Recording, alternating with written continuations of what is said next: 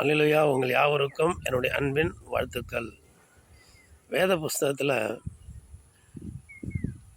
யாக்கோபுடைய சகோதரர்கள், அதில் யோசேப்பு ஒருத்தர். யோசேப்பு சொப்பனம் பார்க்குறாரு. அதனுடைய சகோதரர்கள்ட்ட சொல்கிறாரு, நம்ம வயலில் அரிக்கட்டுகளை அறுத்து கொண்டு இருக்கிற பொழுது எல்லா அரிக்கட்டுனா என்னுடைய அரிக்கட்டு நிமிர்ந்து இருக்குது, உங்கள் அரிக்கட்டு எல்லாம் என்ன பண்ணுது, என்ன வணங்குது அப்படின்னு சொல்லுவார். உடனே அவங்களுக்கு கோவம் வந்துடும். நாங்கள் எல்லாம் உன்னை வணங்குவோமோ, நீ எங்களை துறைதனம் பண்ணுவாயோ அப்படின்னு அவங்க சொல்கிறாங்க. பின்னும் அவர் ஒரு முறை ஒரு சொப்பனம் பார்க்குறாரு.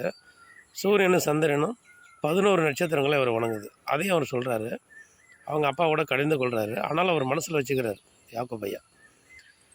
அந்த சொப்பனம் பின்னொரு நாள், ஆனால் இவங்க கடிந்து கொள்கிறாங்க, என்ன நீ ஆளுவாயோ துறைதனம் பண்ணுவாயோன்னு சொல்லி.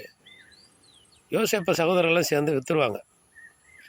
எகிப்தில் அடிமையை விற்றுருவாங்க. எகிப்தில் பார்வோன்னு ஒரு சொப்பனம் பார்த்து சொல்லும் போது இவர் தான் அர்த்தம் சொல்லுவார். அதனால் இவர் ராஜா வைக்கிடுவாங்க. அந்த ராஜாவில் இவர் தான் என்ன பண்ணுவார், தானியங்கள் யாவருக்கும் கொடுப்பார். அங்கே பார்வோன்னு ஒரு சொப்பனம் பார்ப்பார். அதுக்குள்ளே அர்த்தத்தை அவர் சொன்னதுனால அங்கே அவர் அதிபதியாக இருப்பார். அப்போது இவங்க சகோதரர்கள்லாம் போய் அவர்கிட்ட கோதுமை பஞ்ச காலம் வந்துடுவாங்க, இவங்க போய் வாங்குவதுக்கு போவாங்க. அப்போது யோசேப்பை இவர்கள் பணிந்து கொள்வார்கள். இந்த சொப்பனம் அங்கே நிறைவேறும். ஆவிக்குரிய காரியங்களை நம்ம நிதானித்து அறிகிற பொழுது, ஆண்டவருக்குள்ளே இருக்கிற பொழுது பல தரிசனங்கள் சொப்பனங்களை கொடுப்பாங்க. அது தொல்லையின் திரட்சியினால் வருகிற சொப்பனம் வேறு.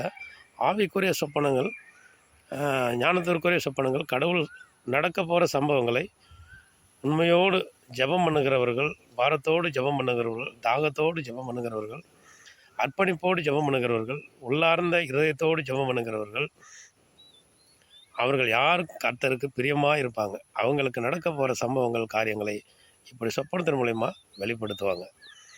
நாமும் அப்படியாக கடவுளோடு ஒன்றிணைந்திருப்போம். தேசத்தில் இனி வருகிற எல்லா காரியங்களையும் ஆண்டவர் நமக்கும் வெளிப்படுத்துவார். ஆமென். அல்லேலூயா.